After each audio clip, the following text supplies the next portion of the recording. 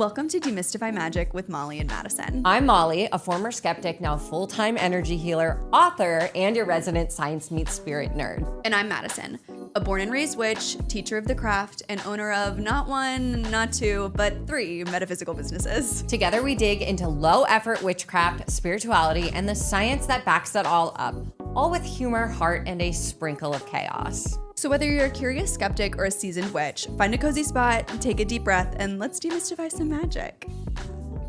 Howdy doody, friends. Howdy, howdy. We have a very special episode today, one that I think y'all are going to love because, we have one of my very good friends, Jacqui Acree, here. And some of you are familiar with Jacqui because ever since I met her, I have not stopped introducing her to everyone and anyone I've ever met. Fun fact about Jacqui and I is when we both met each other, we met in like an online networking group. And she's like, oh, I do EFT. And I was like, oh, I do Reiki. And we both looked at each other with side eyes thinking that, what you do seems kind of woo. And then we kind of sat there and I was like, well, I teach like the science of Reiki. And she's like, there's science to Reiki? And she's like, well, I teach the science of EFT. And I was like, there's science to EFT? And then our beautiful friendship was born. And you have heard me talk about Jacqui. You've seen me do workshops with Jacqui. You've heard me play D&D with Jacqui. And now we're finally bringing Jacqui on the pod. Jacqui is an incredible EFT practitioner.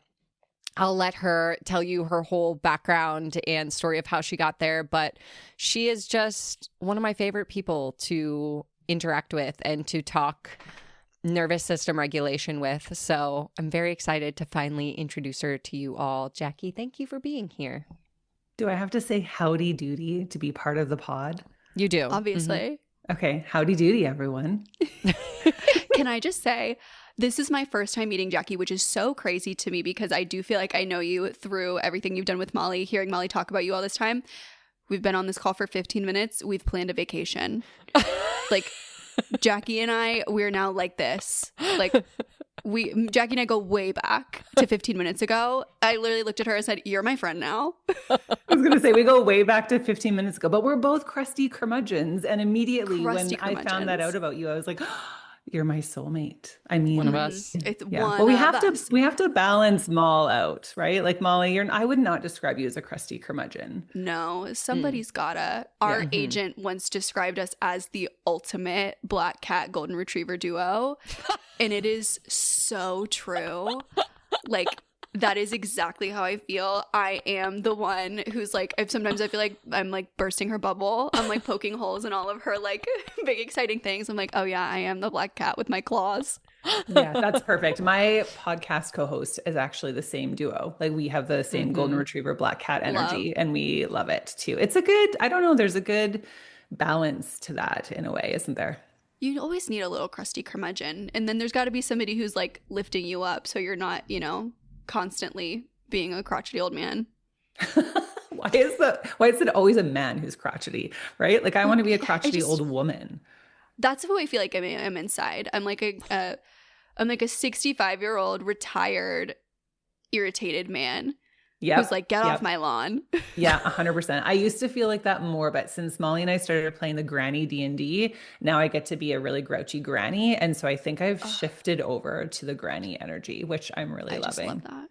Yeah. Yeah. Me too. Madison and I are both in our granny eras. So it feels like a natural fit. Jacqui, can you share with us your background? Because I know you have you have some sort of mental health certification that I cannot remember what it is. Yeah, because we never talk about that. We're always like, I know, literally fighting like dark magic in our D&D games, and then we talk about other funny things. We don't talk about that stuff. I have a Bachelor of Arts in counseling, so that's what you're probably thinking of. So I do have a counseling degree. I am not a licensed therapist, and anytime I do tapping sessions, we are not ever doing therapy. So I'm always clear on that. But it has really supported the work that I do. Like that background has made a huge difference, of course, because the way I approach the work that I do now has that foundation for sure. And I think it also sets me up for this science-y part of tapping, because when I found EFT, or really it more found me actually. I was not looking for it. I was still quite firmly planted in positive psychology and really trying to do a lot of that thought work for myself more so.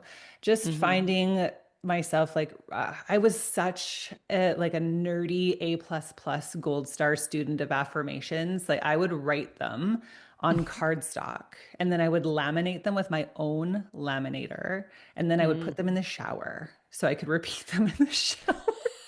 And then, funny enough, I did not emerge fresh from the shower in my new persona feeling 100% light and free with my affirmations. Instead, being the crusty curmudgeon that I am, I was often still experiencing very human emotions like frustration or envy or resentment or irritation, of course, just it being human. And I was trying to hack human through my mind.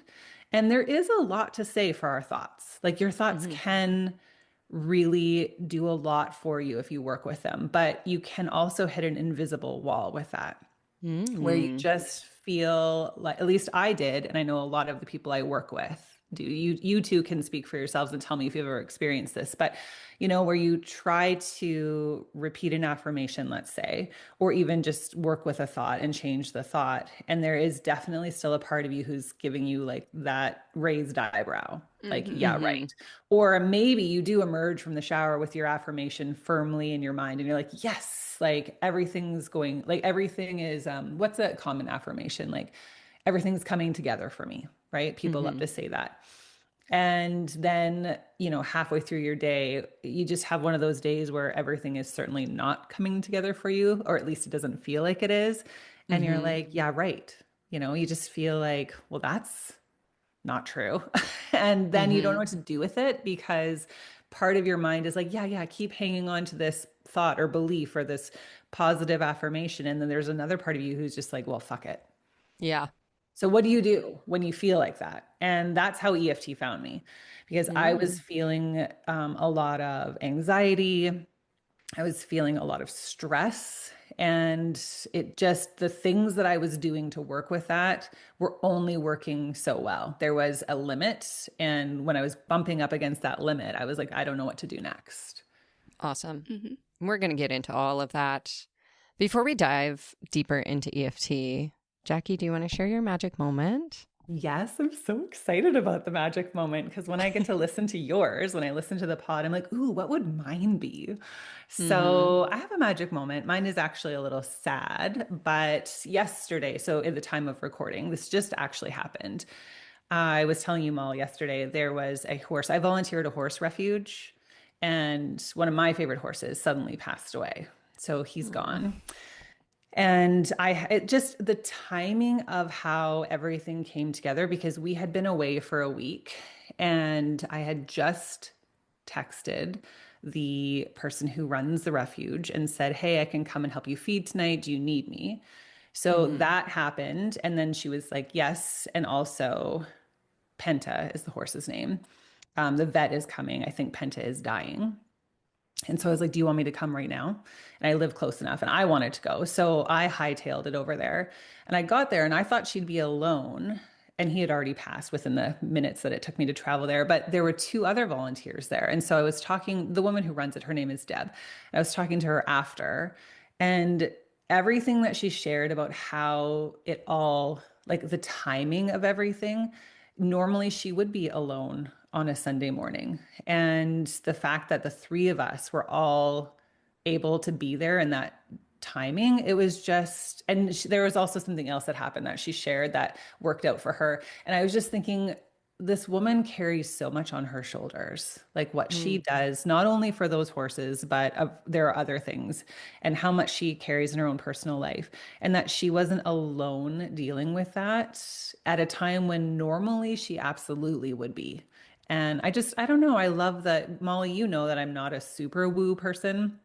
I'm way further away from the woo spectrum than you would be. We would both agree with that. Fair? Is that a Mm-hmm. fair Yeah. statement? Yeah. So I'm not anti-woo. I'm just a little bit more like I go more towards logic. And what I love is how there is this invisible force that connects all of us and that we don't even know that it's pulling us towards each other. And if she Hmm. hadn't even said that, I wouldn't have had the awareness that that had happened, right? Like it Yeah. was us sharing it that identified it. So that's my magic moment. That is what I love so much about the concept of magic and the woo adjacentness of it all, is that it does give us that sense of, even in like these really shitty, terrible moments, of like just that one little glimmer of gratitude and love and like something to, like you said, like that connection. You know, it gives us the opportunity to recognize the beauty in the really terrible moments. Yeah, and we often feel so alone and so isolated. Mm-hmm. And I think that's something that Molly has taught me is you've helped me to widen my definition of magic. I think when we met, I had a very narrow definition and perception of what magic was or is. Hmm. And then in our friendship, you've helped me widen that. So now I can identify it differently. When I still would have experienced like that sense of connection with her, but I would have defined it differently. And now there's this, I think there's a lightness or even a playfulness or a fun aspect to being able to call it something that has a totally different association. Like calling it magic feels, I don't know, it's like a return to something. Hmm. I love that. That's what this podcast is all about, Jacqui. Yeah. So, speaking of your where you fall on the woo spectrum, I know that you kind of like identify yourself as a woo skeptic turned woo adjacent. What would you say is like the moment that tapping kind of like entered your, I know you talked a little bit about this, but like what was the thing that took tapping from this is maybe nonsense to, oh, this is something that really can be like a foundational part of my practice? Yeah, for me, it wasn't even that it was nonsense. I just dismissed it entirely. Like I Mm-hmm. didn't look at it. You know, sometimes somebody introduces us to something like Reiki, could be an example, and we're just, for whatever reason, not open to it. And so we don't even have to have a negative perception. We just don't, we have no perception. You know what I mean? We're just like Mm-hmm. closed door, no thank you. So that's kind of where I was with tapping for a long time. I'd had over a period of maybe a couple of years, I'd had it be mentioned to me a few times. And if I had been paying more attention, I probably would have tried it sooner. But instead, I was like, nope, nope, nope, tunnel vision, just sort of like doing what I was doing. And like even my physiotherapist, who I think as far as physios go, would probably, I've never asked her, I've never used the word woo with her, but I actually think if I asked her that, she'd probably be like, yeah, I believe in some woo. And she was, I think, the very first person who was like, I think you should try this tapping thing because I was going to her for headaches and she was helping me with headaches that didn't have a diagnosable, like a functional cause, right? It's probably because my shoulders live up by my ears with all the stress and tension I carry, like many of us do. And that manifests for me in a lot of headaches. And so she was helping with them from a physiological standpoint, but she's like, I think there's more going on under the surface. Why don't you try this tapping technique? And I was like, nah, I don't think so. So then I ended up at this small-ish group, like a business event. It was a 3-day event. I think there were maybe around 100 people there-ish. And I think it was called, I think it was for like conscious entrepreneurs or something like that.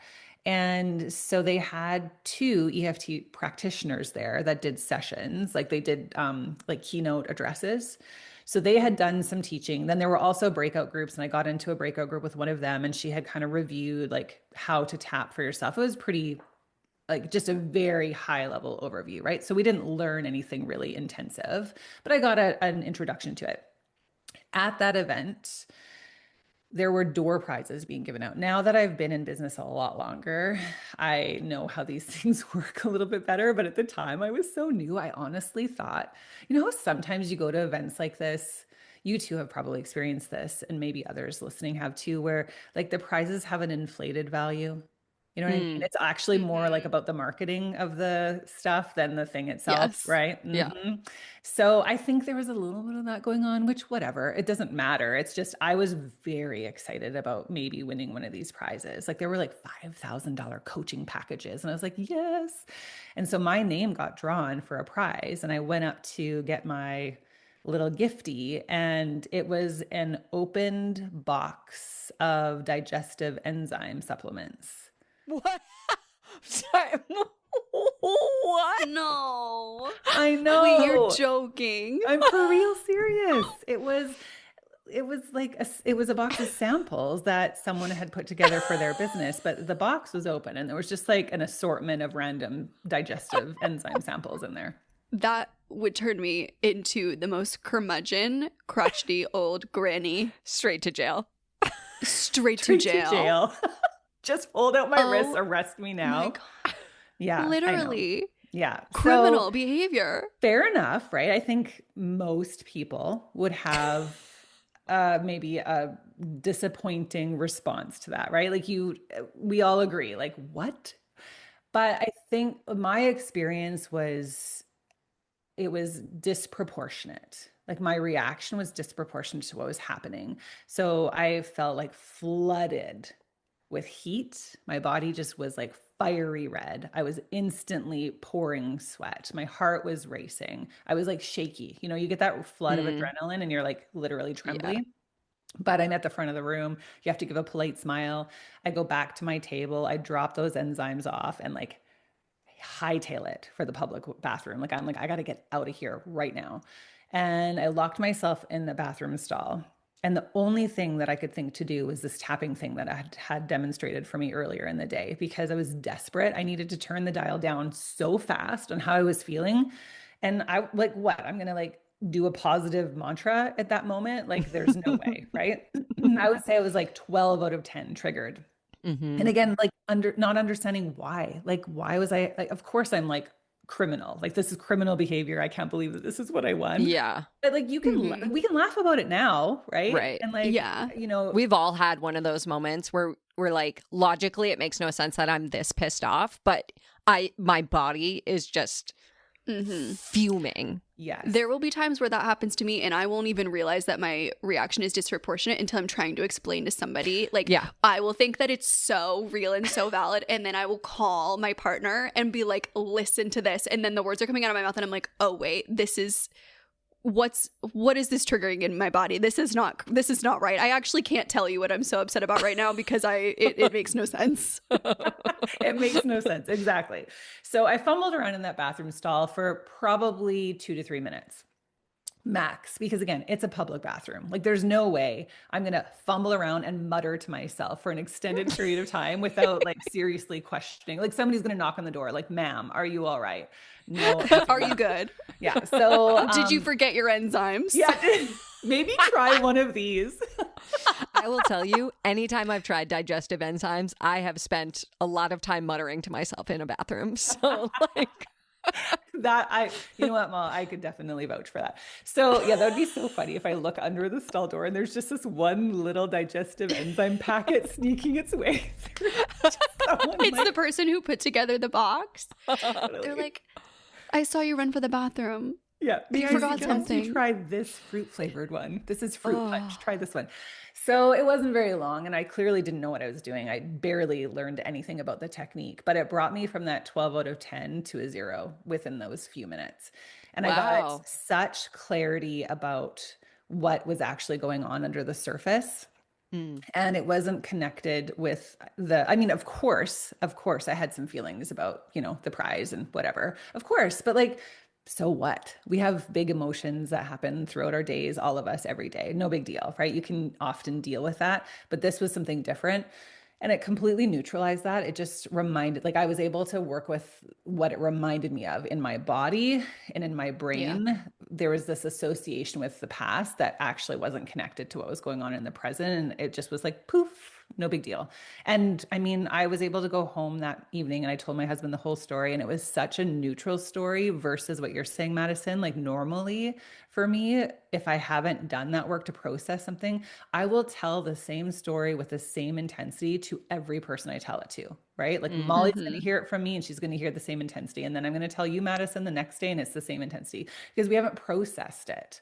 So that was my very first experience of tapping. And that's what moved me from, I guess, not exactly a skeptic. Like I said, I was more just like, not even interested in it, but it Mm, shifted me to curiosity and like, how is that possible that it worked that quickly and that effectively when I didn't even really know what I was doing? So that was yeah. originally how I started getting into EFT. And then from there, I mean, I just went in like I normally would do, hyperfixation, just dive full in. And here I am. That is amazing. Classic. Can I tell you this the thing that comes to mind when you tell that story? I once, in the very early days of my relationship, I have to voice this because it's playing in my mind. And I'm like, wow, I wish I'd had EFT in this moment. Drew, my fiance, went and made me dinner or got me dinner or something. And it was having chicken nuggets. And he had forgotten my ranch. Again, criminal. Criminal behavior. I stomped my foot. And you still agreed to marry him? This was like 2.5 years ago, stomped my foot in his kitchen. And he looked at me and he was like, really? Like, this is. And I got in my car and I drove to the grocery store and I bought ranch, fuming, and then got back and I was like, I understand that that was a disproportionate response. I still feel that 12 out of 10 triggered in my body. And I just had to tell you that story because I just wanted you to know that I feel seen in your extreme adrenaline dump with the digestive enzymes, because once a lack of ranch dressing really sent me into a 12 out of 10. Yeah. Well, We've I mean, all had. fair. We've all had that moment. Mhm. You know, it Yeah. happens to the best of us. I know. But I will Literally. say, and I want to make sure I say this early on in case I forget later as we continue to go like down these unhinged rabbit trails, or rabbit holes. But honestly, EFT, one of the things that I love so much about it is it's not a tool that's only for those moments. I think Mm. it's something Mm-hmm. people get wrong about tapping all the time. I certainly did when I first found it. I thought it was something that I'd only want to use when I was at that 12 out of 10, or even for quote unquote negative thoughts or emotions. Like I thought it was an intervention for the hard stuff or the negative stuff. Mm. And what I didn't know when I first found it, and of course now I really love sharing with people, is you can use it for the positive as well. Like you don't have to be feeling shitty for tapping to do something for you. And in fact, baked right into the technique, there is a shift over towards, again, what we would generally call positive. I don't love the words positive and negative for obvious reasons. Like disappointment would be called a negative emotion. It's just an emotion. And we all know that. But Mhm. also it feels negative, right? But baked right into the technique is this shift over to either we could call it something more positive, or you could even just say it's like a different perspective. So, Madison, your example, like when you stomped your foot, that's such a childish reaction, right? And in the moment, we feel very Yes. childish. Yeah. She's like, yes, yes, it was. But understandably, like, same for me. Like, I had this overreaction that puts you often into a more maybe immature or childish version of yourself. Mhm. And there's often a part of us that has a different perspective that we wish we could root into and feel is more true without Mhm. abandoning that younger version of yourself. Like you're allowed to have your reaction, but you don't want Mm-hmm. to be like, you don't want that reaction to be the one that's leading you or driving the bus all the time. Mm-hmm. So tapping bridges you over to that. So you can, that new perspective or that other part of you that you're like, well, I know that I can go get my own ranch, or people forget things sometimes. It's not a big deal. Or I know Mm-hmm. that this doesn't mean that Drew doesn't love me, right? Because we have these Mm-hmm. reactions and they're rooted in something else. So it Mm. helps you to switch over. Does that make sense? Totally. Yeah, for sure. Speaking of like using tapping for positive, I came into the world of tapping through like the manifestation rabbit hole. And at the time, I was like, I can see now that I was like using manifestation as a way to like try to bypass like things that weren't going well in my day to day at the time. And I kind of like, once I snapped out of that, I was like, oh my God, tapping is like a tool for bypassing, and like totally like put it on the shelf until I met you. So I would love to hear your description of like, what is EFT tapping? Can you give us a rundown of like, if someone's never heard of it, what is it? How does it work?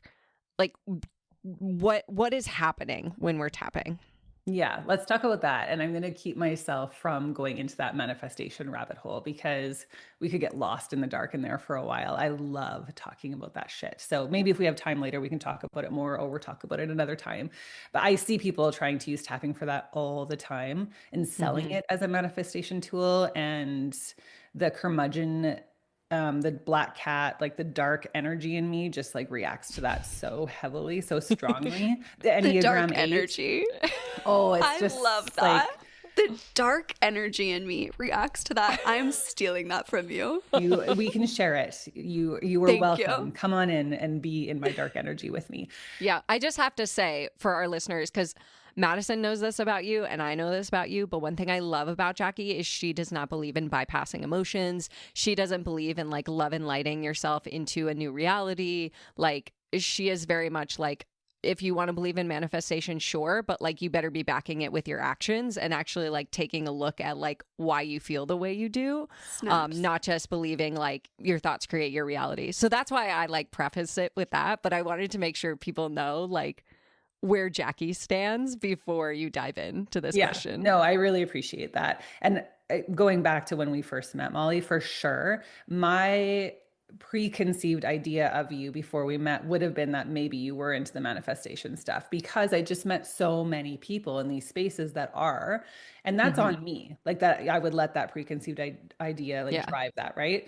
But I was so honestly surprised and delighted. I think I saw a reel that you had created about your thoughts create your reality, or maybe it was a story. Like I saw you talking about that publicly, and I was like, oh my God, this woman is like a match. Like we say Hmm. so many things so similarly, but we just obviously have a different tool that we use. Hmm. But we have a similar, a shared perspective, Shared values. foundation, and values. Yeah. Yeah. Which is why I think our listeners are absolutely going to fall head over heels with you, because that's like been the foundation of like what makes Demystify Magic stand out is the fact that we're very much realists, at the same time as like believing in magic and the universe and the powers that we all harness. But like manifestation practices are never going to bypass privilege or trauma Hmm. or all of those things. And it's unfair to like say that you can tap your way out of poverty, which is what I was being fed Uh-huh. Yep. back Same. then. Me too. Yeah. 100%. That is initially so when I said I found tapping, right? Or however tapping found me, then the direction that I went in next, well, I didn't go in the direction, but I found someone and that's the direction they were going in. And Mm. honestly, like it's now I look back on that and I'm like, oh, and I wasn't just like spooning it up and like eating it. I was like, num, num, num, num, num. Yeah, I believe all that. I was more like, what? Wait a minute. Yeah. Sorry, Yeah. huh? Like, So but back to what back what to is what tapping tapping? is. So, but I What do is it and think that how does it that work? early experience for me helped me to again root into like, well, that's not how I'm going to approach this tool because that's not the foundation of the tool. Yeah. So let's just go to the very basic of what EFT is and how it works. It is a stress management tool primarily. And it's called that because tapping sends a nearly instantaneous calming signal to the stress center of your brain. So it works with different parts of your brain and body, but primarily we're talking about the amygdala, the hippocampus, and also your limbic system or your emotional processing parts of your brain. So when you tap, it's commonly called tapping. In case people are like, I don't know why they keep calling it EFT/tapping. Like, which one is it? What are these words? EFT means emotional freedom techniques. So it's just the letters of the longer version, but it's more commonly called tapping because you're quite literally taking your fingertips and you're tapping on these different acupoints on your body. So while you're doing that tapping, the physical part of tapping, you're also processing thoughts and feelings. And you're doing that either verbally out loud or you might be doing it in your mind. If you're doing it verbally, you tend to stay more focused and you might have a slightly better result because you're hearing yourself say these things, but you can do it in your mind. That's fine too, if people prefer. Or if the setting calls for it, you know, you just don't want to be saying things out loud. Like I know people who tap on planes or, different public settings like that. So you can do it in your mind, but you do need to do the physical part of the stimulation of the acupoints or it doesn't work. And they've studied that. So that's essentially, in a little tiny nutshell, what the tool is. It's self-applied. So you can use the tool all by yourself. You don't have to have a practitioner guiding you. That's one of the greatest things I think about it because it's very affordable and very accessible to use, on a daily basis in your own life. Depending on what you want to do, you might want to work with a practitioner or have some guidance in other ways. Like you can do audios, etc., just to give you that support. So you're not kind of like me fumbling around in a bathroom stall, wondering like, what the hell is going on here? But it did work for me, which is pretty amazing. So that's what I love to share is that even if you don't really know how to do it, tapping isn't something that has to be done perfectly to experience a benefit or result. Yeah. And I love all of that. Can you define acupoints just in case some of our listeners are not familiar with that term? Yeah. So people probably are familiar with acupuncture, right? Mm-hmm. So going all the way back into Chinese medicine. So that's something that I'm not the best at explaining. I'm not an expert in acupuncture. So I'll stay clear from that. But what we do know is that there are these very highly concentrated points in your body that are closer to the skin. And when you stimulate those points, like they are very specific points. People also maybe have heard of acupressure, right? Which is based again in that acupuncture same foundation, but instead of using needles, you're using pressure. So in our case, what we're using is tapping, similar to pressure. You're stimulating the point physically. And because those points are more highly concentrated and nearer the surface of the skin, when you tap those points or put pressure on those points, they send a signal to your brain to exhale. You're safe in this moment. So similar, Molly, to what you talk about with Reiki, it's like, what if this isn't a tiger, right? So much of life we spend, fight, flight, freeze from these perceived tigers in our world. And some of them are actually really tigers, but we still have to be able to deal with them.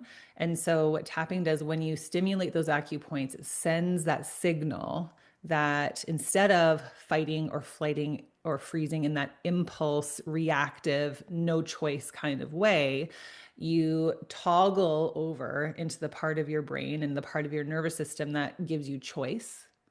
It gives you perspective. You can make better decisions. You're not being driven by your emotions or your fear or your stress. So that's what stimulating those acupoints does. And that's why we use those very specific points. Different practitioners, like what you'll find with me, some practitioners will stop at the under the arm point and then they start around again, which might make sense if we go more into that. But like there's a particular pattern you follow. I still use the under the chest point and the wrist point just for a little bit of added benefit. But Molly, I know that under the chest point, you hate that point, right? Yeah. I always have to lift my boobs. Yeah. Yeah. So fair point. And we've talked about this before. So you're also allowed, just so everyone knows, when you're tapping, you can skip a point. And it's not like, again, like what I said earlier about you don't have to do it perfectly for it to work. It's okay to skip a point. If you forget a point, you don't know where it is, you can just stay on the other point. Like it's fine. We do follow a particular pattern for a reason, but it's not like you fuck the whole thing up if you miss a point. It's fine. I love that. That is so interesting and so cool. I'll be totally honest. EFT is the one thing. My mom is a huge proponent of it. She has like a lot of really positive experience. I have virtually none.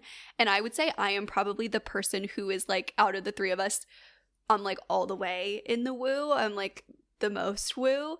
And it's the thing that I have been skeptical about. And so it's really interesting to hear you say that the specific like touching versus not touching, like that has been studied. What kind of research has been done on tapping and EFT? Well, that's like the part that I think is so exciting, that we can see actually physiological changes with tapping, which I mean, that won me over. So I had my own anecdotal experience. And obviously I was like, holy shit, that worked. But what if it was a one-off? what if it, who knows? Who knows why it worked in that moment? And maybe I got lucky. Like, I didn't know. So I started looking into it. There is a book that I recommend for people if they want to read the research and if they want to look more into it.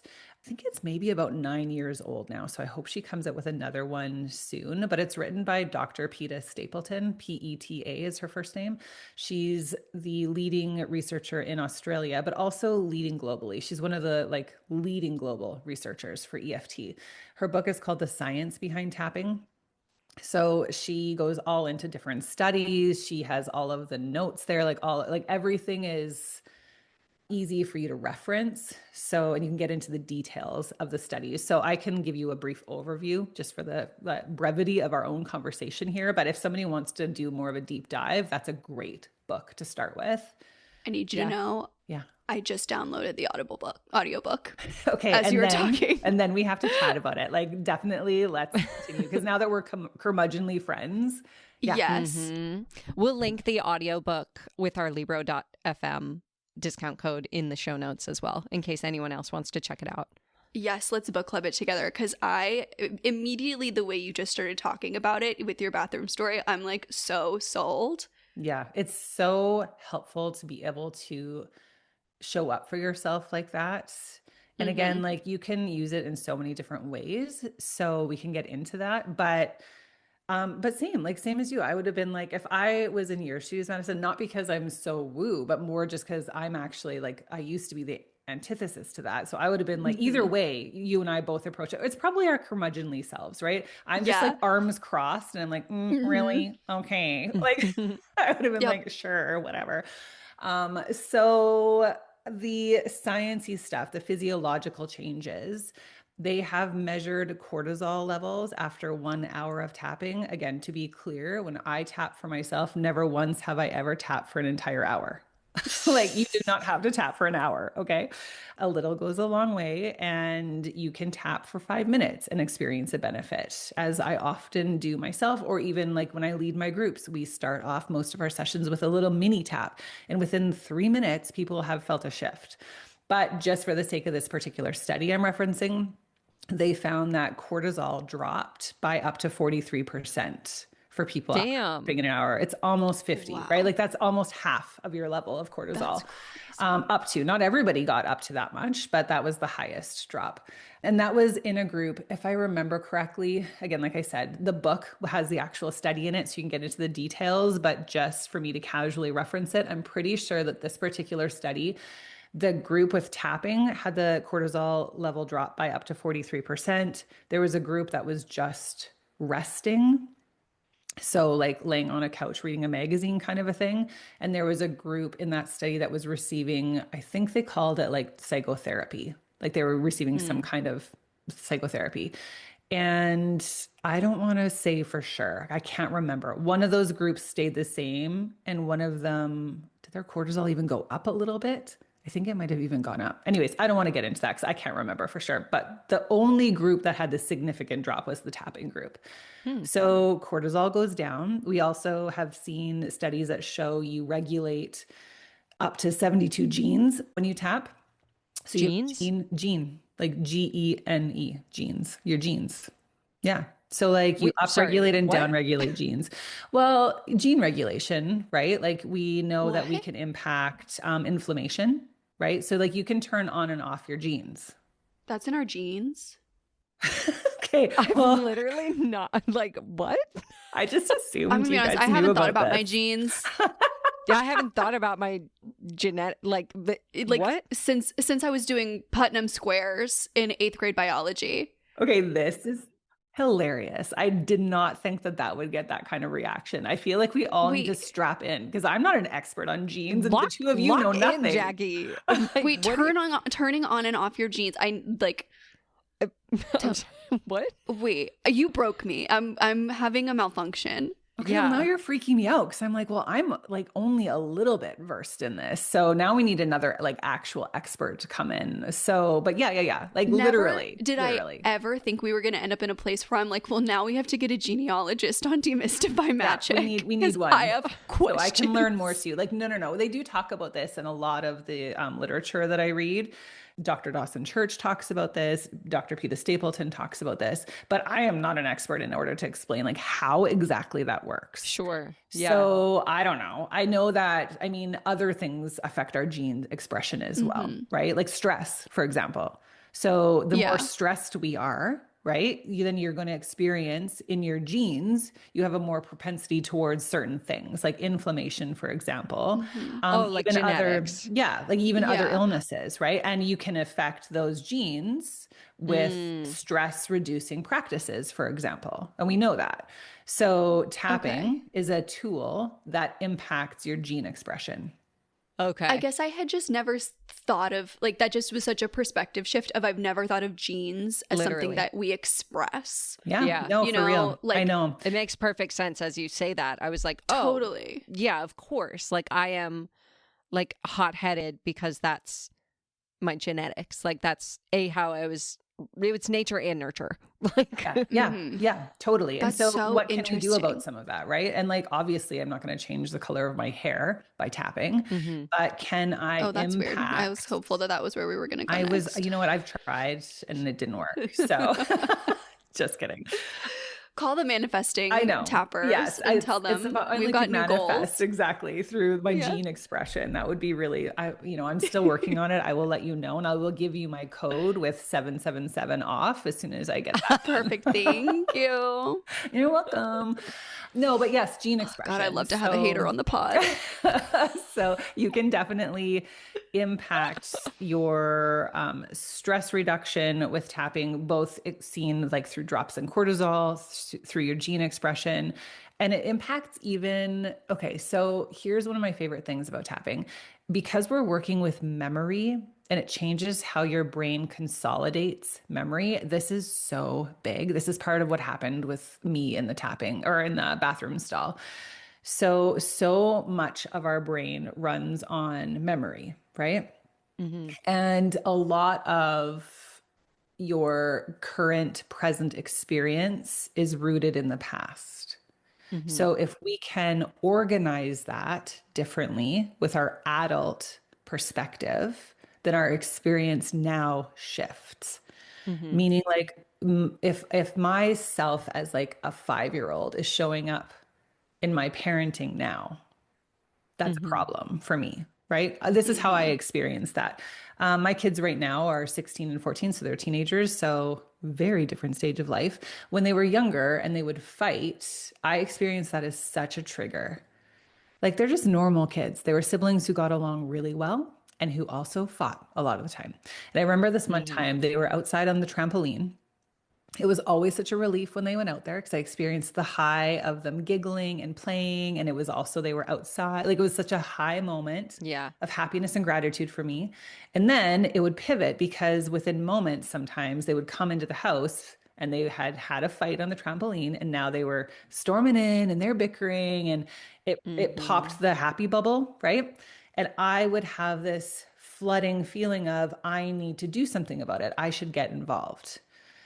And there was one time I clearly remember I'm in the kitchen and instead of doing the thing where I meddled, trying to fix it between the two of them or trying to stop it, instead I just tapped. And again, I just picked a couple points, didn't do a full-on sequence, didn't follow a guided anything. I just started tapping and talking.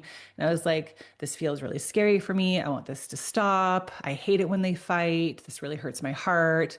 I want this to end, whatever. You just tell the truth about how you feel in a moment. You will notice a shift. As you notice that shift, you sort of follow that. And I was like, maybe this doesn't have anything to do with me. Maybe this is just a normal moment for two siblings. Maybe this is going to blow over really fast and I don't need to do anything about it. Notice the language. Like you start using suggestion words like maybe, what if, I wonder. And it opens up this part of your brain that's like, yeah, what if? Like your brain loves to consider those possibilities. So it leads you in a certain direction. And then in this case, I didn't end with any kind of like positive anything. I just ended. I was like, I felt better. And I was like, good enough. And I am not even kidding. Within moments, both kids who had gone into their separate rooms and slammed their doors came back out. They role played the fight together in the living room, just the two of them in a funny way. Like they played it, but they were laughing, went back out to the trampoline, jumped again, and they were fine. If I had meddled like I normally was doing, then now the fight escalates because now it's a triangle and now mom is getting involved and I'm taking so and so side and I'm getting like it's just they just needed a moment to regulate themselves and they were fine. Now it's not a magical, haha, see what I did there? It's not a magic pill for fixing things. Like it's not like my kids did that forever and always, amen. Right? Like obviously not. But what changed was my experience of it. And when I did that short tapping sequence, what dawned on me was this connection to my past, growing up in a family with lots of fighting, lots of conflict, feeling super powerless as a kid, couldn't fix it, didn't like it. The yelling scared me, the slamming doors scared me. So what I realized in that very short tapping sequence, again, I wasn't doing anything for my kids by tapping. I was showing up for me and that scared little girl who had so often felt powerless. And then as a mother, was acting out of those powerless feelings by trying to keep her kids from doing that when they were just being normal, healthy sibling kids. Like it was fine. Yeah. And I was messing it up, but acting out of like a 6-year-old, an 8-year-old kind of energy. Does that make sense? Totally. Yeah. Yeah. No, it makes perfect sense. I used tapping a lot when I left my full-time job and went all in on my business because my nervous system had a really hard time believing that I could pay myself consistently. Yep. Like it was like all of a sudden I was like, oh my God, I'm responsible for my mortgage. I've never been responsible for my mortgage, even though that's not true. I've always been responsible for my mortgage. And like, it's just money would arrive and money would show up and I never had to think about it. And so I would start to like panic about money anytime I like opened my bank account, which meant that every decision I had to make, I was like frozen. It was like I couldn't make a choice around like what to eat for dinner because it was like we could get groceries or I could DoorDash or I could spend all my money and I could blow it all up. And so I used tapping a lot for that. And it actually really helped me like feel more in control. Like it helped me stick to a budget for the first time in my entire life. Maybe I should go back to that. Maybe I should go, as I'm talking, I'm like, gee, maybe I should start tapping again around money. But it was so Tapping helpful. for budget. Yeah. Yeah, it was really helpful in like the business side of, when you're a business owner and you're panicked about money, it's harder to make money because like it's harder to have conversations with people and like not like feel that pressure in that conversation. And so it was a lifeline for me for that and helping me realize that a lot of that panic around money actually came from past memories and like the way I was raised and things like that. Yeah. So Yeah. Memories and beliefs that formed as a result of your experiences. And so the memory reconsolidation, like you can file that memory then as an adult appropriately. So again, it didn't change anything about how much money was coming in. Well, not directly. I mean, you're right that it will impact. This is where the manifestation stuff gets interesting to talk about in relation to tapping. It's that like when you have nervous system bandwidth or capacity and that regulation, which all nervous system regulation is like flexibility to ebb and flow. Like I always make sure that I emphasize that a regulated nervous system is not a flat line. A flat line means you're dead. It's just like beep, nothing's happening. So a nervous system fluctuates, right? And you just kind of want to have your finger on the pulse and not be driven. It's like a resilience. Yes. And you don't want to be driven by that stress response where you're reactive all the time. And what happens when you're living in that stress response chronically is you're right that like Molly, you mentioned like making decisions, for example. You can't, your decision making is impacted. Actions you take that's impacted directly, which connects to manifestation, as well as the possibilities you see, the opportunities you see. Limited because when we're stressed, like if you're being chased by a tiger, your field of vision quite literally, physically, like it narrows so you can only see your survival. That's all you're looking for. So when we're living chronically stressed, like just think about all the stressors in our lives right now, whether we think about like on more of a macro global level, or even just in your own individual life. Like there's this huge weight that most of us are carrying. Some of which we can do something about, a lot of which we can't. And if we're living chronically in that stress response, then we are missing opportunities. We are missing possibilities, which isn't our fault. It's just what your brain and body will do when you're stressed. But what if we can impact that in some ways. Like if that's something you have some influence over, I don't even want to use the word control. You don't have control over it, but if you can influence it, like, yes, please, like show me how. Yeah. For sure. Speaking of yes, please show me how, a little birdie told me that you might be open to doing a tapping demo for our listeners live on the pod. Please, please, please, please. I want to do it so bad. Which little birdie was that? I've never done it before. The bird that I remember that you were talking with said that she didn't want to.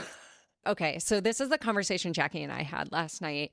Is Jacqui historically does not really do tapping sessions on podcasts. And I told her that my first time ever tapping was because I was listening to a podcast and they had someone on talking about tapping. And I literally remember like tapping along while I was cooking my soup at the time. Like I can literally picture it.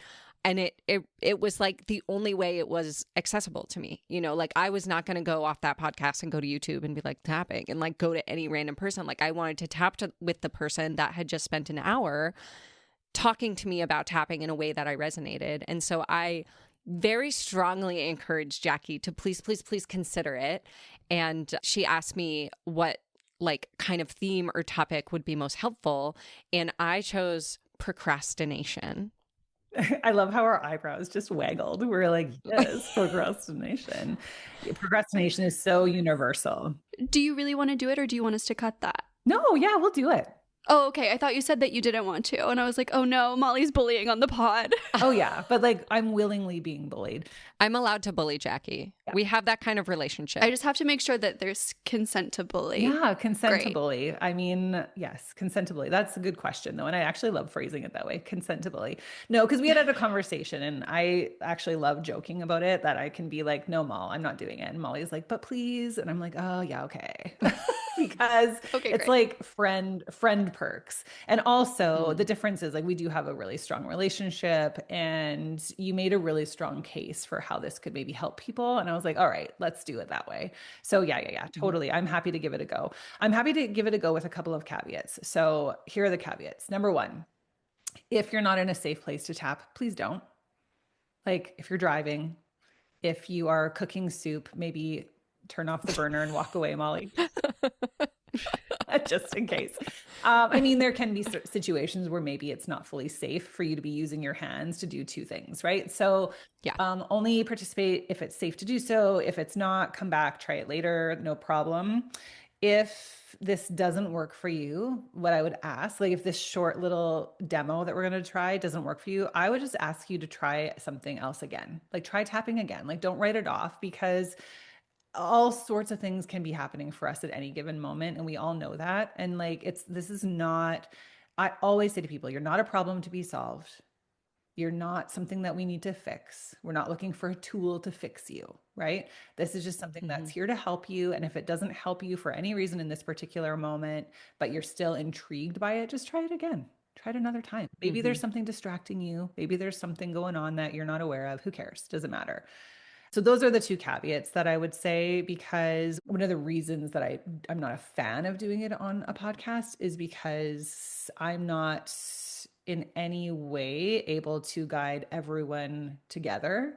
And it's also like I have guided tapping sessions people can buy and I'm not with them in real time, but there's a different intentionality in how I create those versus what we're going to just kind of like do off the cuff here together. So totally, it feels different, but let's give it a go because it's super fun. And I actually think that you're probably going to get a lot of listener comments about like, oh my God, that totally worked for me. And it was really fun. So I'm so glad she actually did it. That's what I think is probably going to happen. So let's do it. That's my hope. Yeah. That's I don't mean expectation. Like I expect it, but that's what will happen because tapping, that's just how tapping works. So I was going to say that that's my expectation. Yeah. So raise it higher, Madison, higher, go even higher. And let's see if we can blow it. I'm manifesting it. Please manifest it with me. All right. So we're going to do procrastination. I think we'll probably need I'm just guessing 5 to 7 minutes. We'll just do a little short dip a toe in. And what I'm going to ask everyone to do who wants to participate in this, definitely you too. And if Molly, we'll just ask you to do it. So Madison, it's not two voices, but Molly, repeat after me. Okay. So that we can have an echo in that. So that's how tapping works. So I'm going to say something, you're going to repeat it back. And if you're listening and you want to participate, that's what I would recommend doing as well. So just repeat it out loud with Molly after me. So we're playing like a game of copycat. And you can't see me when you're listening, but I will guide you through all the points with my voice. So I'm going to say something like tapping on the top of the head, and you're just going to use your fingertips. You're just going to tap gently on the top of your head. I get asked that question all the time. How like firmly should I tap? You want to tap with enough pressure that you can feel it, but also there's no banging on the body happening. Just nice and gentle. Yeah, it doesn't work better the harder you No, tap. it doesn't. And as an intense Enneagram 8, I'm telling you, like, you do not need to be hard on yourself for this to work. So let's focus your attention for a moment. You may want to close your eyes or soften your gaze if it's safe for you to do so. And just for a moment, bring to mind something specific that you're procrastinating on. So tapping works best when we're specific. We're not going to tap on the general idea of procrastination. Instead, you want to think about something really specific that you're procrastinating on. Or if there's not something specific that comes to mind now, you could also think about a specific feeling or judgment you have about yourself because of your procrastination, a specific memory of a time you procrastinated, anything like that. What I want you to notice is how you feel when you're thinking about this procrastination. So you might feel frustrated. You might feel helpless. You might feel shame, whatever is coming up for you, irritated maybe, and give it a number on the scale of 1 to 10, 10 being high. So if you're feeling very frustrated or very distracted, whatever it is, it would be a 10. If you're feeling just moderate, you're more in the mid-range. Whatever number comes to mind for you is the right number. And when you're ready, just flutter your eyes open if they're closed. Come back into the space with us. Molly, what's the number/feeling for you? Heavy and 7. Heavy and 7. Okay, great. Noticing you chose heavy, which probably feels like more in your body. Is that right? Yeah. So it's another thing I didn't say when I was guiding everyone. I was saying emotions or feelings. Feelings are both sensation and emotion. So an emotion would be like frustrated, irritated, but nice job identifying that you were noticing more of a sensation. So it was heavy and it feels like a 7 for you. I tend to describe my emotions more through the body because I have a hard time like pinpointing them otherwise. Yeah. And I love that you're demonstrating that because I'm the opposite. I like live like a disembodied head. I mean, not so much now, thanks to tapping. It's one of the things it's helped me with. But a lot of the people I work with have a really hard time connecting with the body. Molly, put this in the back of your mind or jot it down for a sec. Actually, I have a pen here. I'm going to jot it down. We wanted to talk a little bit about neurodivergence and tapping. So if we have time before we end the podcast today, I just had a thing that I wanted to remember to say about that later, but let's continue with this. So I have a hard time identifying feelings in my body. You have an easier time identifying them that way. It doesn't matter. Either way is your right way of doing it. So whatever people came up with, it's good for them. I'm going to use the language that's more along the heavy just because that's for you. But if somebody listening, if their feeling is more frustrated, disappointed, whatever your word is, just substitute it in. It's fine. Okay. Madison, do you have a word? Yeah. Madison, do you want to share? Yeah, mine was afraid and also a 7. Ooh. Jacqui, we are literally the same person because I feel the exact same way when somebody asks. There's nothing like more stressful to me than when my therapist is like, where do you feel that in your body? I'm like, I don't know. I like when I experience emotion, I am literally the disembodied head from the Haunted Mansion ride. Yeah, 100%. Me too. So And even still, it interesting. is hard for me. Like again, it is a practice that I've really, well, it's a practice. I've practiced it. But when there was, this was maybe a couple of years ago already now, time flies, but I can clearly remember one time my therapist said to me that question, like, where do you feel this in your body? Which I always find just so fucking irritating. I'm like, can we stop asking me that? I don't know. But she asked the question and then I thought about it and I gave her my answer. And she, in a very kind way, she busted me on it. She's like, you look up and to the right when I ask you that question because you're thinking about where you feel it versus just feeling it. And I actually found that insight that she offered me so helpful because I had never noticed that. I actually, like, my eyes go up and to the right, like I'm thinking about it. Yeah. Yeah. See, I'm a freeze response girly through and through. So for me, when I feel big emotions, I like the feeling is numb and the body is like what holds it. So interesting. Do you know what you are, Madison? Like, what's your go-to nervous system response? Do you have one? You know, like most often I would say probably fawn. Interesting. Okay, interesting. Jackie's its fight. Ah, stop. You busted me. She's like, I'm going to say it before you say it. Totally fight. Yeah. I also can lean fight. I can too. Yeah. I mean, we're going to all do all of them, right? It's like I'm like one extreme or the other. Yeah. Yeah. We do all of them. I didn't relate very much with the fawn, which I've also heard as appease, in case anyone doesn't have an easy way of relating to the word fawn. They're like, I still don't get it. The word appease makes more sense in my brain. So we try to appease people. I did not really connect with that one until I realized, oh, I do that in medical appointments. Or in positions of authority, when people are in position of authority over me, but particularly medical appointments. I am so freaked out that this person has all this power to do something to my body, right? I'm just like, I want to be the best little patient. I'm so compliant. And whatever you say, doctor, like, okay. Okay, I've changed my answer. Oh my God. It's like the worst. Always want to be the star pupil. Yeah, me too. I always like, I want to be the easiest person for you to work with, even if it's like to my detriment. Yeah. I once didn't realize I was like lying to a doctor until I left an appointment. Remember my story I told on the pod about my eyeglasses? I thought I had perfect vision my entire life until someone told me you're not supposed to guess when you're looking at the shapes and you can't see them.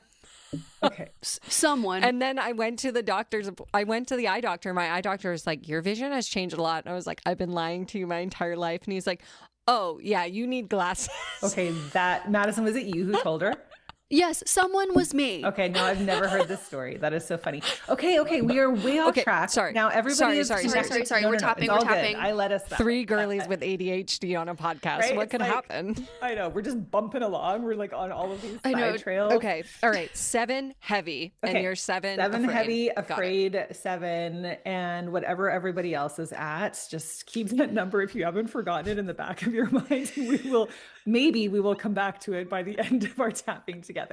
So the first point is always the side of the hand.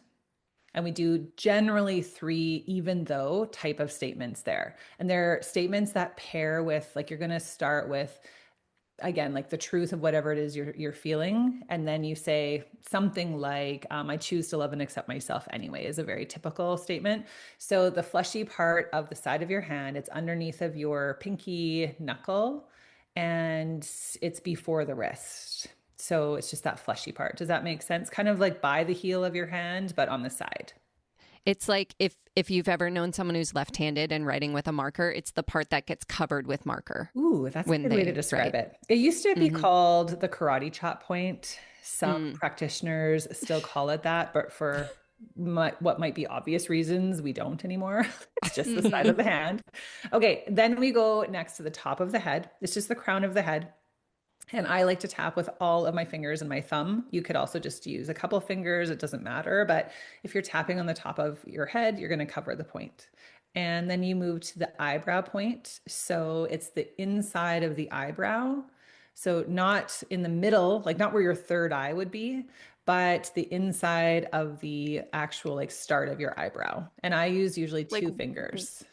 Like where you would have a unibrow? No, more over a little bit. Because you want to like where you would wax the unibrow to, like where your eyebrow starts. Okay. Almost like where your eyebrow starts to connect into the bridge of your nose. Okay. Oh, okay. Ooh, okay. That's a really good question. And it can be either side, right, Jacqui? Can be either side, and you can do just one hand or you can do both. Just a fun fact, all of the studies on EFT, almost every single study has been done with just one side of the body. Oh, interesting. I know. That's kind of fun. Okay. After the inside of the eyebrow point, which we call eyebrow point, then you'd move to the side of the eye. So you're on the orbital bone and you're just literally just tapping gently on the side of that, like right where the orbital bone kind of starts to like move towards your eye. Yeah, you're doing it perfectly, Madison. Just nice and gentle. And then underneath the eye on that same orbital bone, you're just kind of in line with the pupil. If you have glasses, you might want to take them off. I always leave mine on, but they can get in the way. And it's like where the lens of your glasses rests. Yeah, for the most part. Yeah, that's right. Yeah. And then the next point is really obvious for most people. It's underneath the nose. So you're in that little divot between the nose and your upper lip. Most of the time, we're using index finger and middle finger to tap. You don't have to. Some people use all four on that point, but that's typically do what's comfortable for you.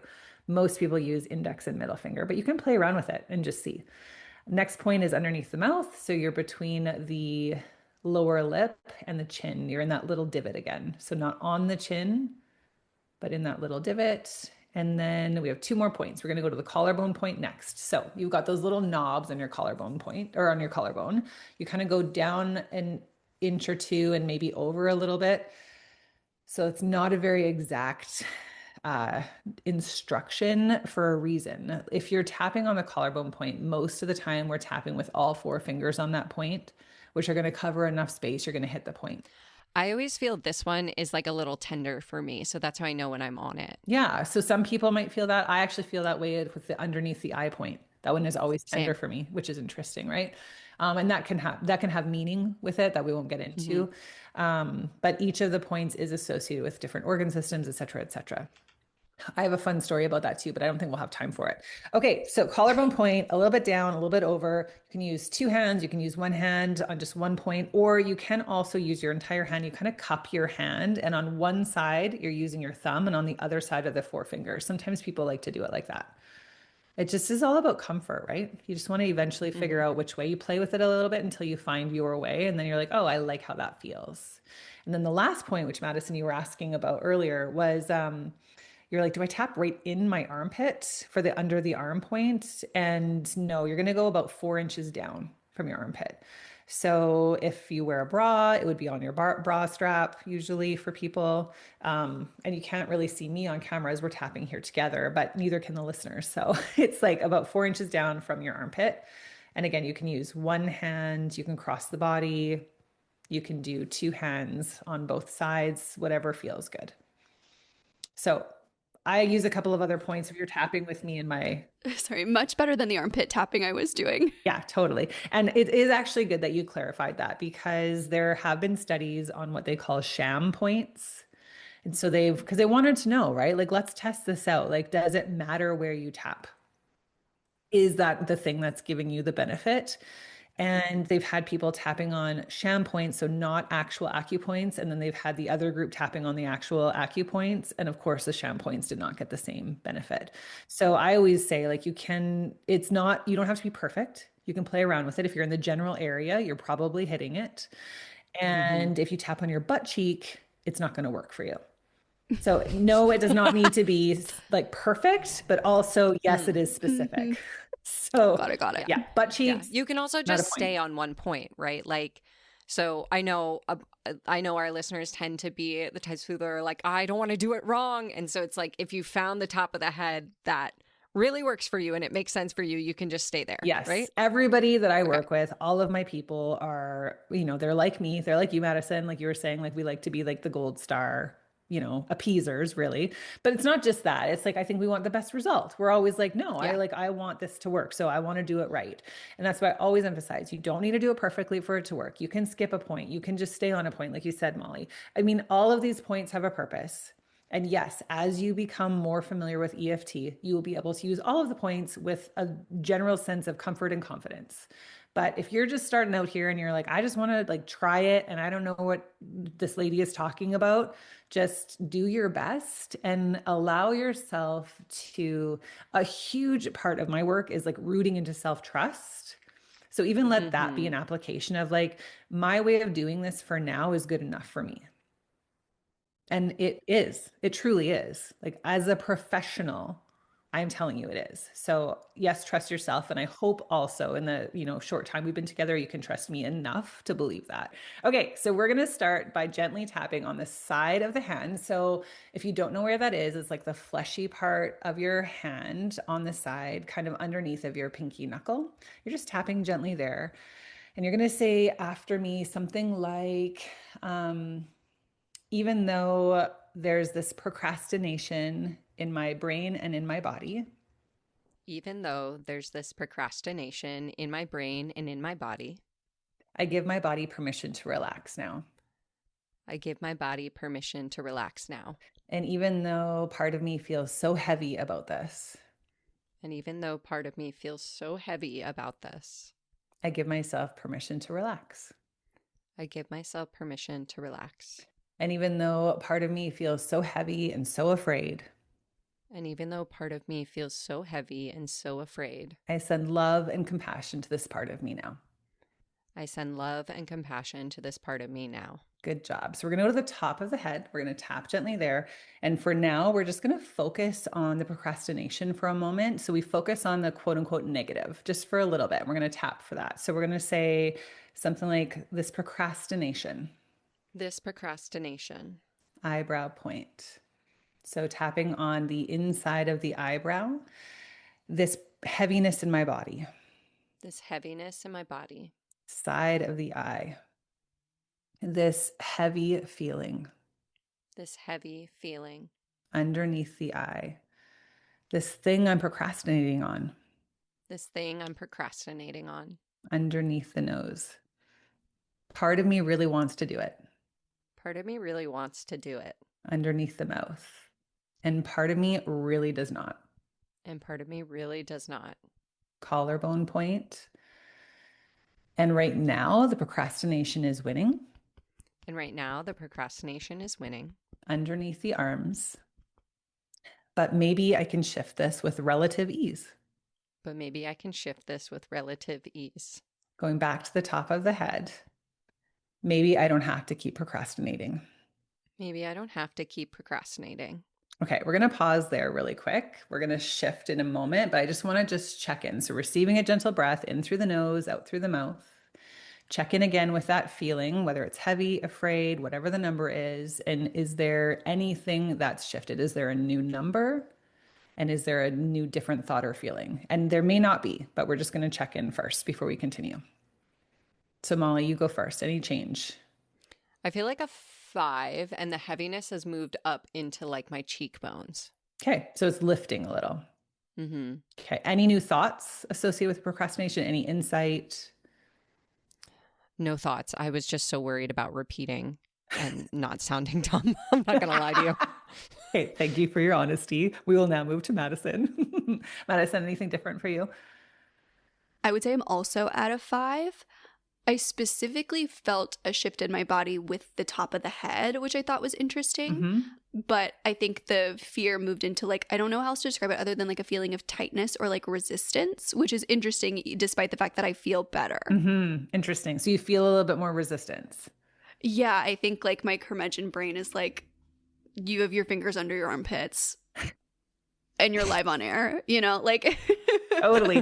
That is part of it. It is tricky to do this when we are in this kind of a format, which is different if you're in a one-to-one with a practitioner or if you're doing a guided tapping, like one of my audios, you're doing it on your own. So obviously that experience would be different. You're both doing great considering how we're doing this. And for anyone who's tapping along with us and listening, if your number hasn't changed yet, we barely tapped. We tapped for like maybe 90 seconds. Don't worry about it. And also, if your number went up, just a quick side note for anyone who might have experienced that. Sometimes, remember what you said, Molly, like we don't bypass, right? So sometimes when we put some attention onto something that we have actually been actively or even unconsciously trying to ignore or avoid, and then you shine some light on it, it suddenly gets really loud. It's like, you are paying attention to me. I have so much to tell you. And so like if you started at a 7 and you maybe jumped up to a 9, that would be why. It will keep coming down as we continue to tap. It in all of my experience and all of my years as a practitioner, it never once has not. So if you're an anomaly, if that happened to you and it doesn't go down as we continue here, please reach out to me and tell me, because it's like I said, I've never heard of that before. It tapping works at a physiological level. Even if you're someone who's not procrastinating right now and you're like, I'm not procrastinating, I don't want to do this, tap anyway. There's something called borrowing benefits, and your mirror neurons will literally still benefit you with just the tapping alone, even if you're not in a procrastination mode right now. Doesn't even matter. Okay. Let's keep going. We'll do one more round for sure, and then we'll see how we feel. We may or may not do one more short round after that, but we'll for sure just check in and see how this last little bit works. So we're going to go back to the side of the hand. Tapping gently on the side of the hand. And because we've maybe been talking a little bit, we're still going to tap on the side of the hand, but follow my voice for a moment. I just want you to refer back to that procrastination feeling, whether it's heavy, afraid. It might have shifted for you a little bit, maybe from a 7 to a 5 or whatever is happening for you, but just kind of refamiliarize yourself with that just for a second. And then as it becomes more familiar, we're going to start by saying something like, even though I'm still feeling this, Even though I'm still feeling this, that's okay. I'm already feeling a little bit better. that's okay. I'm already feeling a little bit better. And even though maybe I don't have any idea what I'm doing right now, And even though I maybe don't have any idea what I'm doing right now, it's kind of working it's kind of working. and I kind of like it. And I kind of like it. All right, one more time on the side of the hand. Even though I would love to stop procrastinating about this, Even though I would love to stop procrastinating about this, there's a reason I still am. there's a reason I still am. And I bring curiosity to this reason now. And I bring curiosity to this reason now. All right, good job. We're going to go to the top of the head. All of this procrastination, All of this procrastination, eyebrow point, this heaviness that's still in my body, this heaviness that's still in my body, side of the eye. I'm open to questioning this now. I'm open to questioning this now. Underneath the eye, I'm open to hearing what it has to say. I'm open to hearing what it has to say.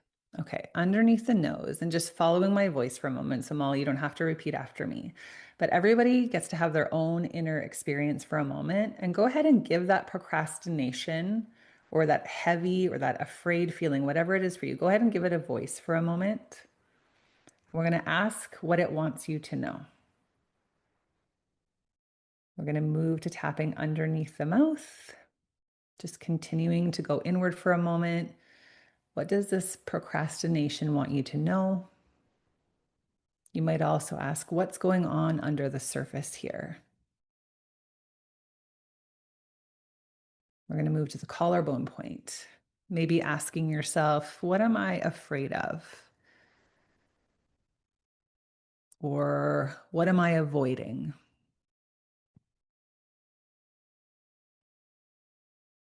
And then we're going to go to underneath the arms. You're going to receive a gentle breath in through the nose, out through the mouth. And when you're ready, we're going to again gently stop tapping. Give yourself a little moment to come back into the space, maybe a little stretch.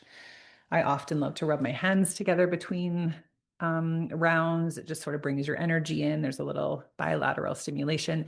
So going back to that original feeling, heavy, afraid, whatever it was for you, you started at a 7. Now you're at a 5, at least for us here in real time. Molly, Madison, has anything continued to shift or change or stay the same? What was so interesting is when you had me ask the feeling about, like, I don't know how you phrased it. I saw this like young version of me with a megaphone that's like, I'm so fucking tired. And I was like, that tracks. And then when I asked, like, why am I avoiding this? The same voice was like, this isn't my fucking job. And I was like, oh, and the thing that I was thinking of is like something that I've like very clearly been holding on control to that is not my job. Like there's someone on my team that does this, and for whatever reason, like I'm holding this. So as soon as I had that clarity, I went to like a 0. Just fast like that. Like boom. Yeah. Yeah. Yeah. It was like, oh yeah, this isn't my job. Why am I doing this? Okay, so then what happens next out of curiosity? Like, is there a new emotion there? Now, do you feel like mad, frustrated, or is it just like, oh, I feel completely neutral, not my job. I don't even have to worry about this anymore. Yeah, that's how I feel. Just like totally neutral. Okay. I mean, but I'm also in the privileged position where I can recognize it's not my job and I can delegate it and, and give it to the person. Like I could imagine if I had a boss that was telling me to do something that's not my job, like I would probably be pissed off after that. Right. Yeah. Totally specific to each individual person.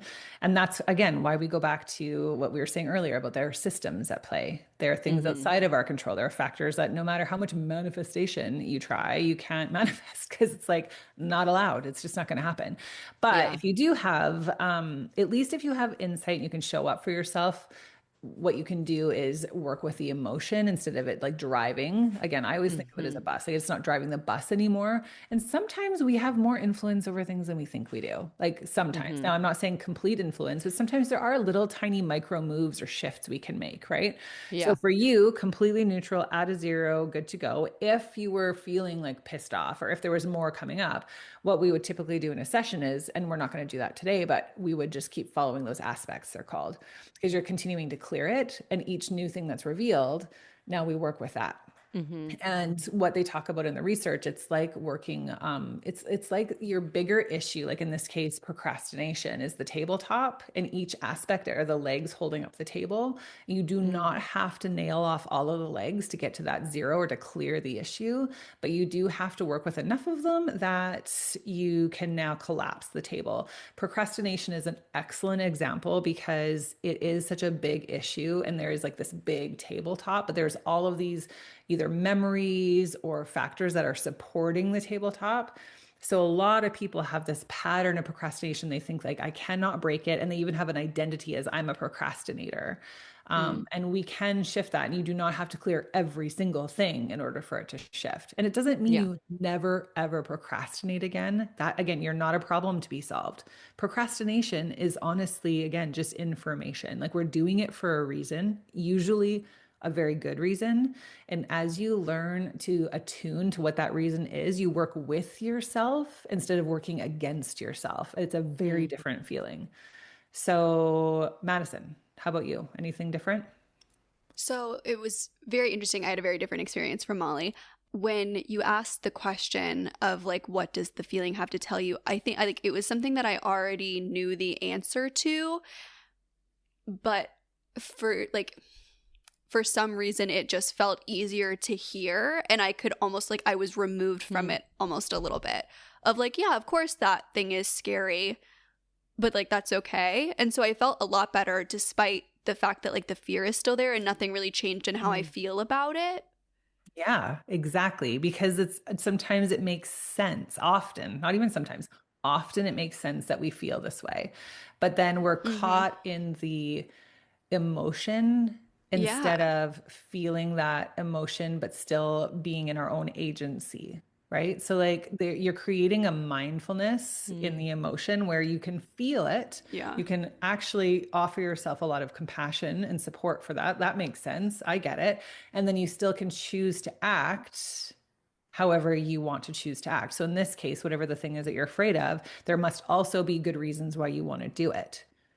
And so you can move in the direction of those without the Mm, fear saying, hell no, we're Mm-hmm. not doing it. I'm too freaked out. I love it.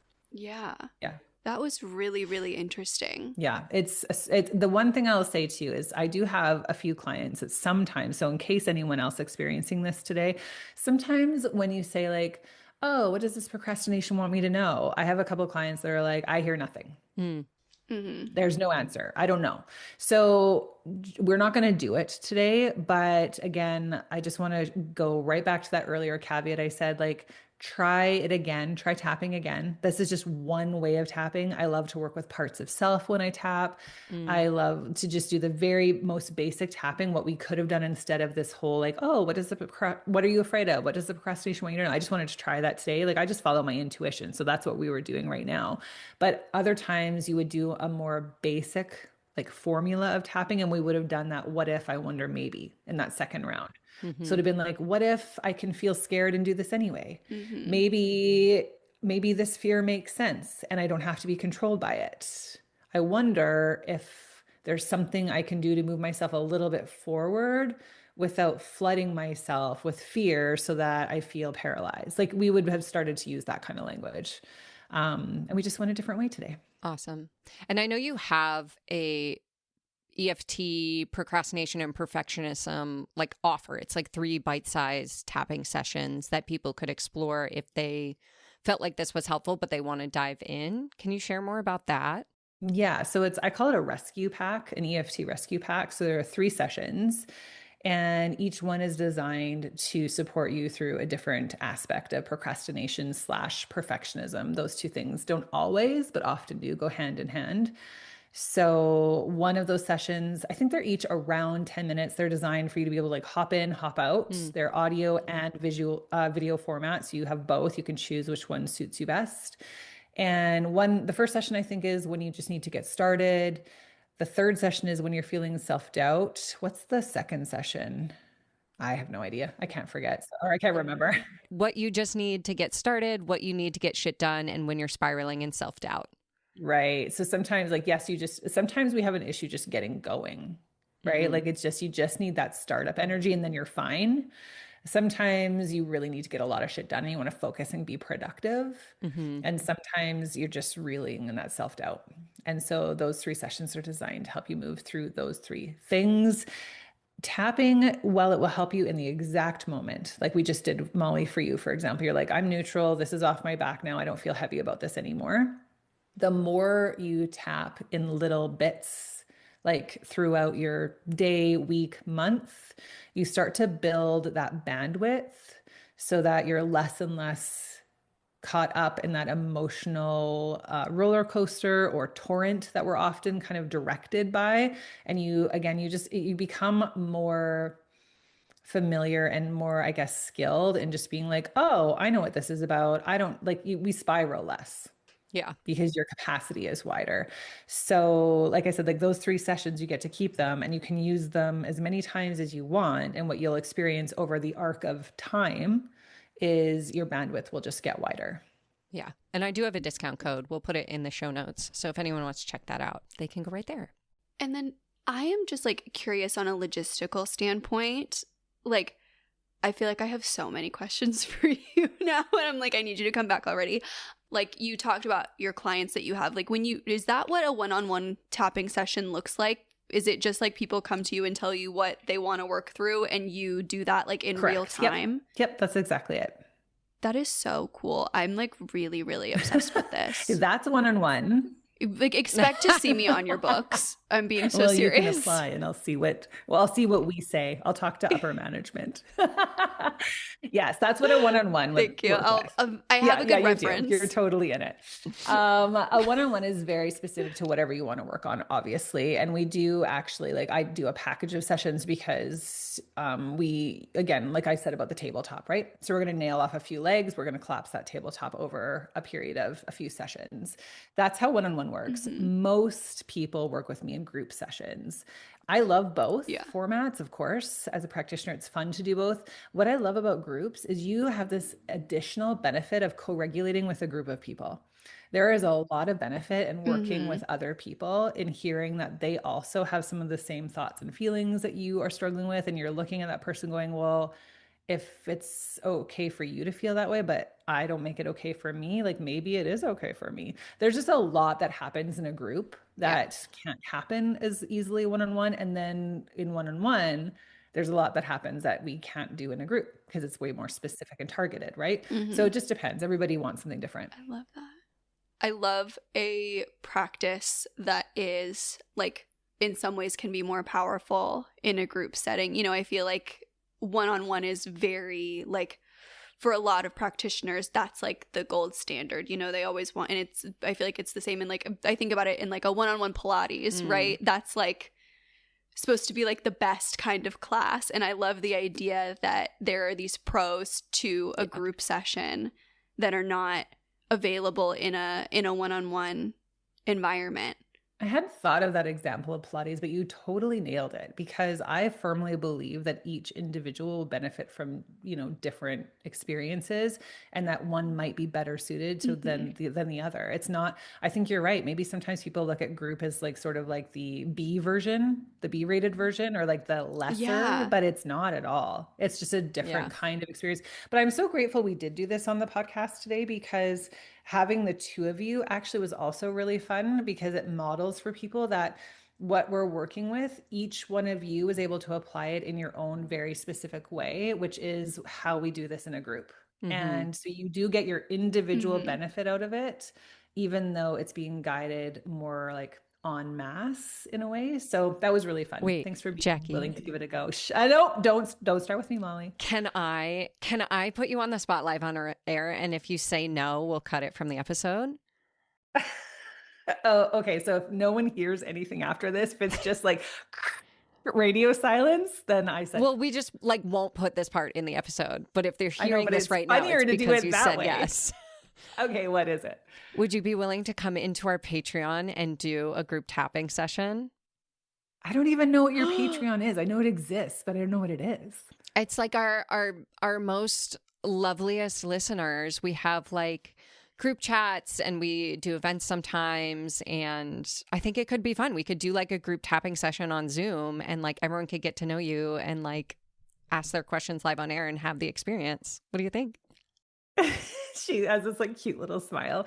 I think I'm watching Madison's face, and Madison looks like, does she consent to this question? I love this question.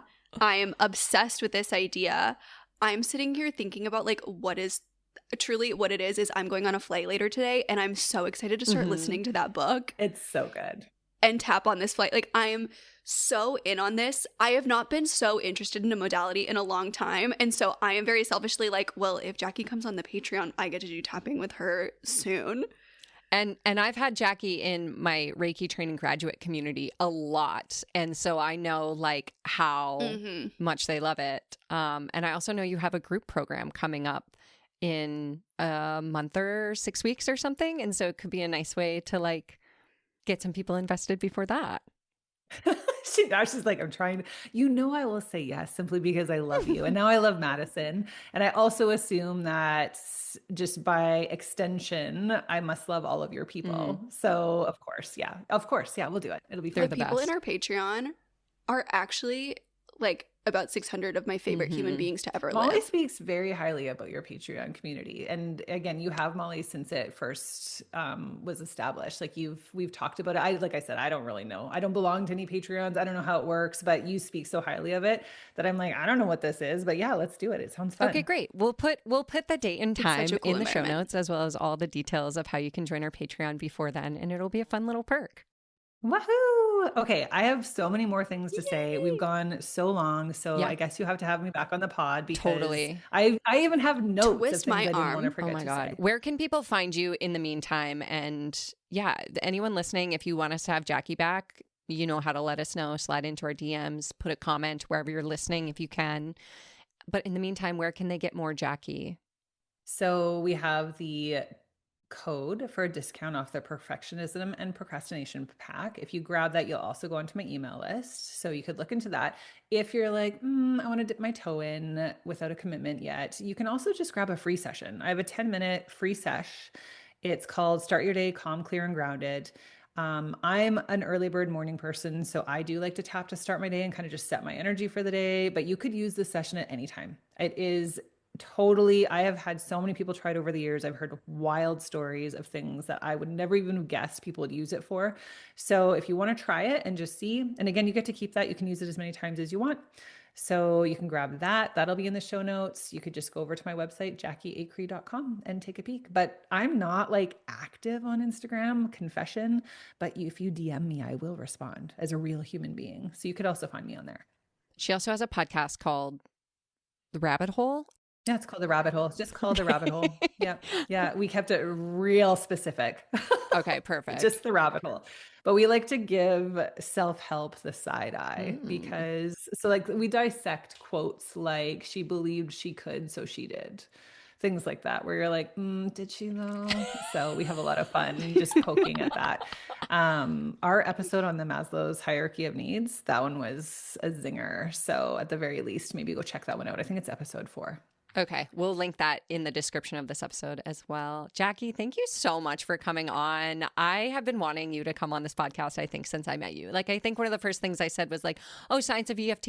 You want to come on my podcast? So I'm glad it finally happened after like a year and a half. And I'm so excited to see what people think and how they feel at the end of that mini tap.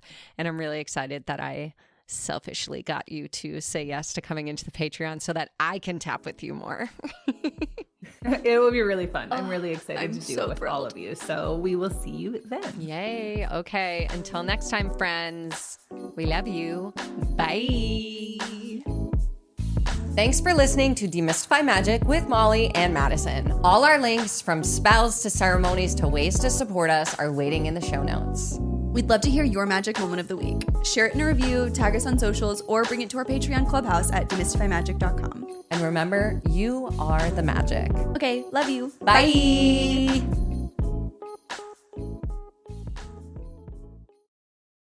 The right window treatments change everything: your sleep, your privacy, the way every room looks and feels. At Blinds.com, we've spent 30 years making it surprisingly simple to get exactly what your home needs. We've covered over 25 million windows and have 50,000 five-star reviews to prove we deliver. Whether you DIY it or want a pro to handle everything from measure to install, we have you covered. Real design professionals, free samples, zero pressure. Right now, get up to 50% off with minimum purchase, plus get a free professional measure at Blinds.com. Rules and restrictions apply.